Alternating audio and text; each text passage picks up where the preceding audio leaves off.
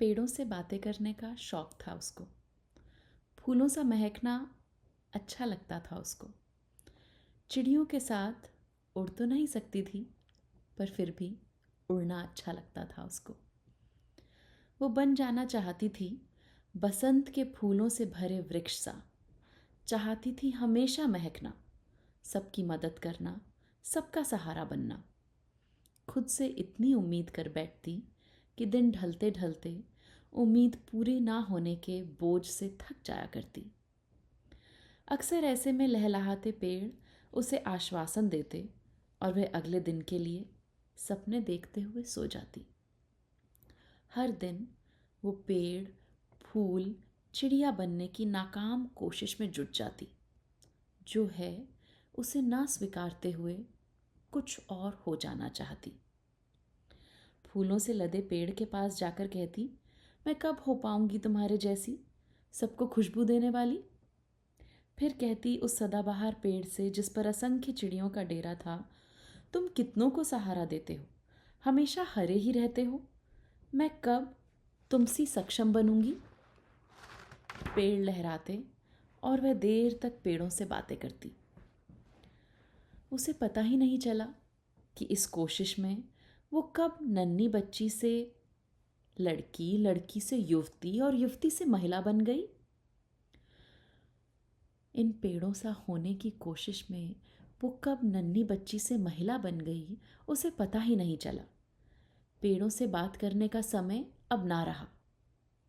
फूलों से लदा वृक्ष और सदाबहार एवरग्रीन चिड़ियों से भरा वृक्ष अब भी उसके लिए मिसाल थे। पर उसे याद नहीं था कि इन पेड़ों सा होने का उसका अपना सपना था या उससे समाज की अपेक्षा। अब उसे ये याद नहीं था कि इन पेड़ों सा होना उसका अपना सपना था या उससे समाज की अपेक्षा। कभी बुजुर्गों ने बताया था, कभी धर्म के रक्षकों ने, कभी सहेली ने। अच्छी बेटी, आदर्श पत्नी और सर्वश्रेष्ठ माँ होने के सलीके उसने कई तरह से सीखे थे। उन सब में उसे बार बार फूलों से लदा वृक्ष या चिड़ियों से भरा पेड़ ही नजर आया था। वो हर रोज सबको खुश रखने की, हर हाल में फूलों सा महकने की, कड़वी बात सुनकर भी मुस्कुराने की कोशिश में लगी रहती और खुद को असफल होता देख निराश हो जाती। पर एक दिन पेड़ों ने उसे अपने पास बुलाया। एक दिन पेड़ों ने उसे अपने पास बुलाया। वो जो बसंत का फूलों से भरा पेड़ था, सर्दी आने से पहले अपने ही पत्तों को अपनों से झाड़ रहा था। बसंत का फूलों से भरा पेड़ सर्दी आने से पहले अपने ही पत्तों को अपने से झाड़ रहा था। उसे जता रहा था कि देख, मैं हर समय फूल नहीं बरसाता, मुझे महकने के लिए मेहनत के साथ आराम भी लेना होता है। कोई भी पेड़ तेरी तरह हमेशा महकने की कोशिश नहीं करता।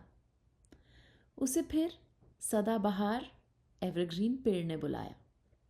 चिड़ियों का बसेरा था वो, हाँ, हमेशा हरा भी रहता था वो। पर पेड़ ने कहा, जरा मुझे छूकर देख। उसके पत्ते कोमल नहीं थे, उनमें तो कांटे थे। वो सकपकाई और कुछ समझ ना पाई।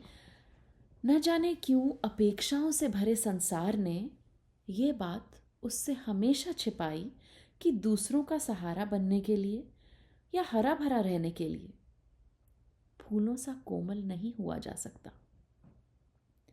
किसी ने उसे कभी नहीं बताया कि कोई भी हमेशा हंसता, मुस्कुराता या फूल बरसाता नहीं रहता।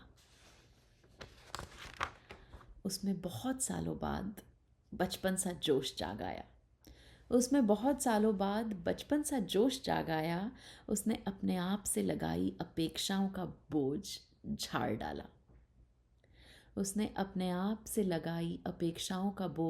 डाला। अपनी हर थकान, हर नाकामयाबी या कभी कभी आए गुस्से के लिए खुद को माफ कर डाला। Happy women's day. आप भी अपने आप से बहुत सारी अपेक्षाएं लगाए अगर बैठे हैं तो अपने आप को थोड़ा सा ब्रेक दीजिए। मेहनत के साथ साथ आराम भी कीजिए और अपेक्षाओं के बोझ को झाड़ डालिए। Happy women's day.